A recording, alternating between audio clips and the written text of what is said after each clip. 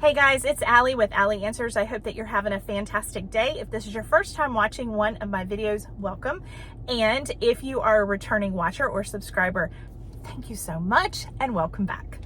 If you haven't yet subscribed, I sure hope that you will. If you haven't checked it out yet, I have over 100 videos available. If you're on a phone, you can go right above me and click on videos and it will show you all of them in a row. You can also go to playlists and things are separated into categories to make things easier to find. I am going to explain what happens as someone is dying when it comes to the digestive system, why they don't want food at the end of their life, and I'm going to explain a little bit about patient-led eating. The topic today is one that was asked by a viewer, so thank you for the suggestion.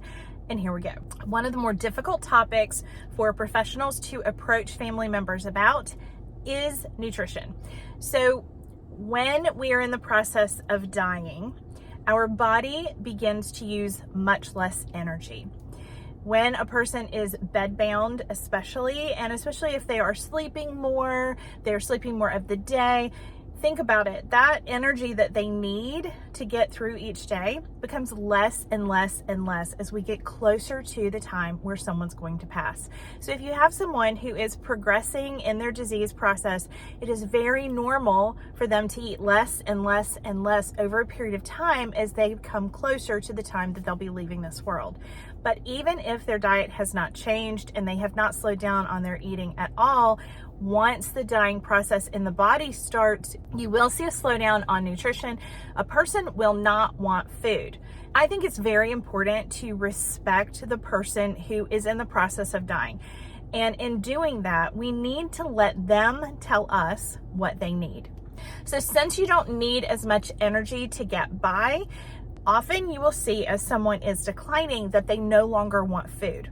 Let's talk about why it's important to respect what they want. So you are usually going to see them still take in fluids, but not really want food anymore. Or maybe want a few bites of their favorite thing, maybe ice cream or something like that. But as a person gets within days of their death, they normally are going to stop eating almost completely. This is something that is very upsetting for families because we are used to nourishing someone and feeding them to give them good health. You know, you think about children, you have to eat right so that you will grow up and be big and strong. We nourish our bodies with healthy foods so that we are strong and able to go forward with our life.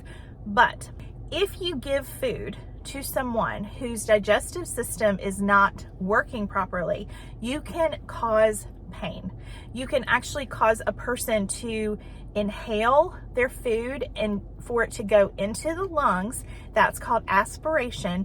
And there are cases of aspiration pneumonia where pain and infection are caused by the person sucking in basically that food that you gave them, that ice cream or whatever. It will go into their lungs and cause extreme pain. Many times the person who is refusing food, their body knows what it needs. Their body knows that it doesn't need what you're offering. A lot of times it is very difficult for families because they want to give them, this person who's passing away, their favorite foods. And a lot of times I feel like in my experience, it's because they are not cognizant of the fact that this is actually happening. A lot of times there is great denial and people are like, oh, we got to get protein in them and that will help them be stronger. When a person is dying, it doesn't matter what you're putting in, it can't reverse what's happening. No amount of healthy food, no matter what it is going to change the fact that all of us run out of energy at some point. We're unable to continue forward. Our bodies eventually are ready to give out. Whatever the case, whether it's from old age or whether it's because of a disease process, at some point, all of us stop needing the fuel that it takes to keep us alive. I do believe in patient-led eating. What that means is if someone wakes up and they look at you and they're like, I really want a cheeseburger, go get them a cheeseburger, let them have a bite of cheeseburger. Even if the doctor says it has to be pureed and you end up pureeing it, let them taste the cheeseburger. If they're asking for it, then I believe in getting it for them. That I have seen many people ask for things like blackberry cobbler with ice cream, or their favorite kind of ice cream. It's usually sweet. Let's be honest. Most people want something sweet at the end of their life. But I have seen many times people ask for something, the family kind of goes nuts and gets it, gets the milkshake, drives all the way over and gets fresh blueberries, whatever it is, and gives it to the loved one, and they take one bite and they're done. If that happens, keep in mind, you still got them what they wanted. You got them what they asked for. Even if all they could do was smell that cup of coffee, even if they could just enjoy the way something looked, even if they could just put it in their mouth and feel what that whipped cream tastes like, but they don't actually swallow it, please understand that if they asked for it, you did the best you could. You tried. What we never want to do is force feed someone. If the digestive system is working properly, then people want food. They eat food, it goes through the system. If the digestive system has slowed down or is no longer working because someone is nearing the end of life, then no amount of food is going to save them.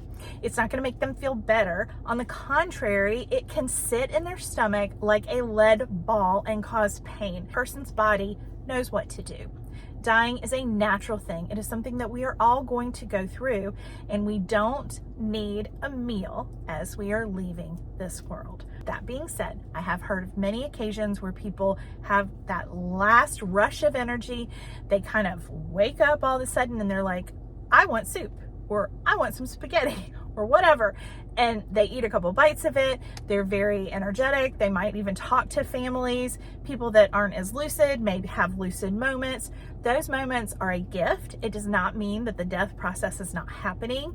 It usually means that that is their last little gift, their last little burst of energy, and then they are usually going to pass away within a few days after that. So to sum up everything that I've explained, I truly believe, and over all the years that I have seen people passing away, people know how to die, and we don't need to get in the way and try to force feed someone because it can cause all kinds of problems.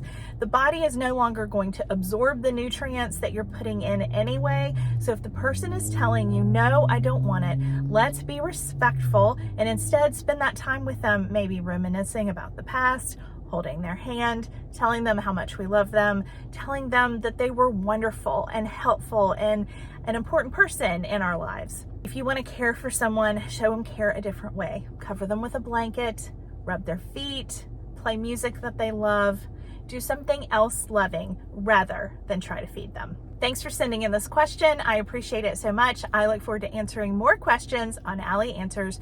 You guys have a fantastic day. Bye-bye.